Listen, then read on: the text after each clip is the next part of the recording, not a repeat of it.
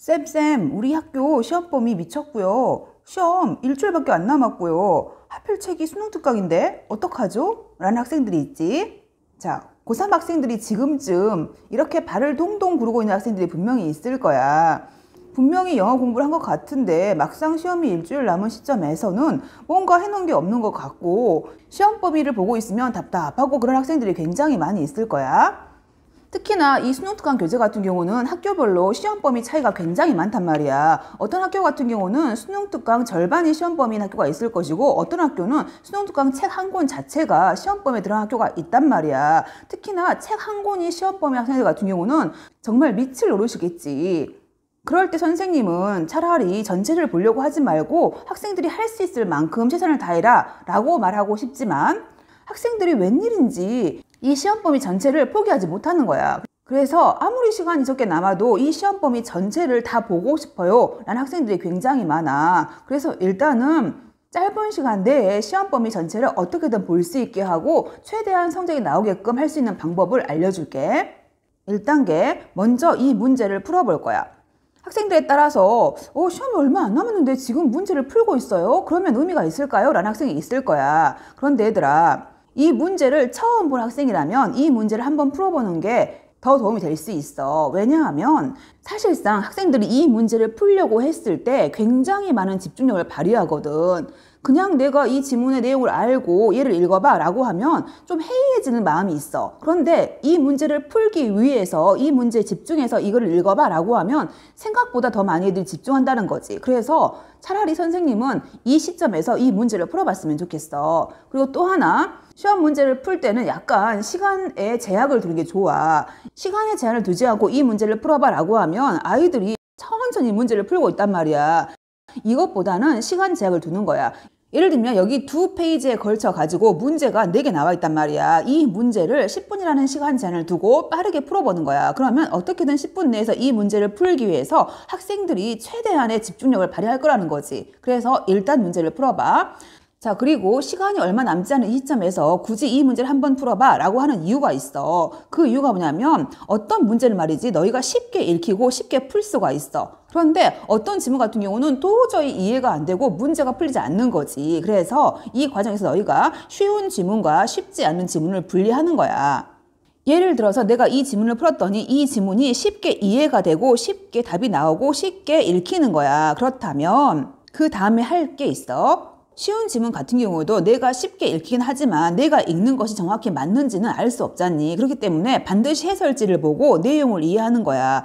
그리고 내가 이해했던 부분하고 해설지의 내용이 맞으면 너희들이 그냥도 이 문제를 풀 수 있다는 거잖니. 그렇기 때문에 한번 읽어보고 내용 파악한 다음에 마지막으로 하나 더. 수능특강의 경우 모든 지문에 이렇게 소제가 적혀 있단 말이야. 이 소제가 바로 주제가 되기도 해. 그렇기 때문에 반드시 소제는 한 번씩 읽어보고 그리고 각각의 지문 위에 이렇게 소제를 적어 놓는 것도 좋은 방법이야. 너희가 글을 보고 이 글의 소제가 이거구나 라는 것을 바로 파악할 수 있으니까. 자, 이제는 어려운 지문을 만났을 때야. 어려운 지문은 너희가 문제를 풀면서부터 이 지문 내용 너무 어려워. 이해가 안 돼. 라고 분명히 느낄 거라고. 그러면 이 지문 같은 경우는 먼저 해설지를 봐. 그리고 해설지를 보고 이해하는 거야. 그런데 어려운 지문 같은 경우는 해설지를 봐도 이해가 안 되는 지문들이 굉장히 많이 있어.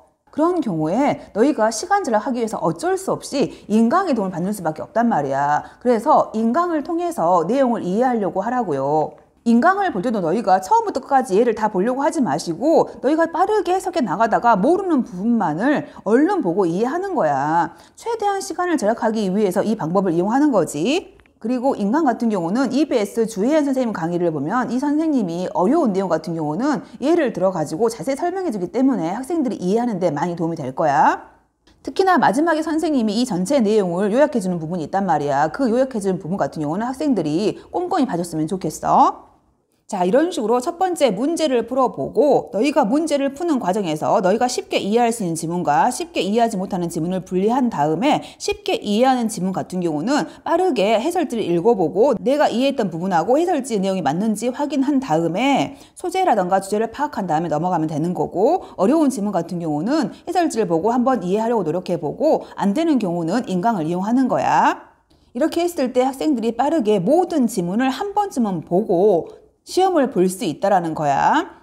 자, 그런데 여기까지 하고 나서 학생들이 이렇게 하는 게 무슨 도움이 될까요? 라고 하는 애들이 분명히 있을 거야. 방금 말한 선생님 방법 같은 경우는 정말 많은 이 시험 범위를 그나마 한 번쯤은 보고 나서 시험을 보고 싶어요 라는 학생들에게 하는 방법이고, 선생님 같은 경우는 시험 범위가 아무리 많아도 꼭 세 가지는 하라고 말을 한단 말이야. 첫 번째는 글 전체 내용을 구조화하는 과정이야. 글 전체 내용을 읽은 다음에 이 글을 간단히 정리하는 과정인 구조화. 그리고 두 번째, 전체 글의 소재와 주제를 파악하는 거야. 그래서 여기 나와 있는 것처럼 수능특강 같은 경우는 해설지의 모든 지문에 이렇게 소재가 적혀 있어. 그래서 소재를 반드시 읽고 이 소재와 관련돼 있는 주제문을 너희가 표시하는 것까지는 해줘야 돼. 그래서 이 주제문에 표시되어 있는 단어까지를 암기하는 것. 알겠지? 최소한 여기까지는 해줘야지 학생들이 어느 정도 점수가 나온다는 거야. 그래서 첫 번째 방법으로 하고 조금 더 시간적 여유가 있으면 구조화하는 작업, 그리고 이 주제와 관련돼 있는 문장을 찾고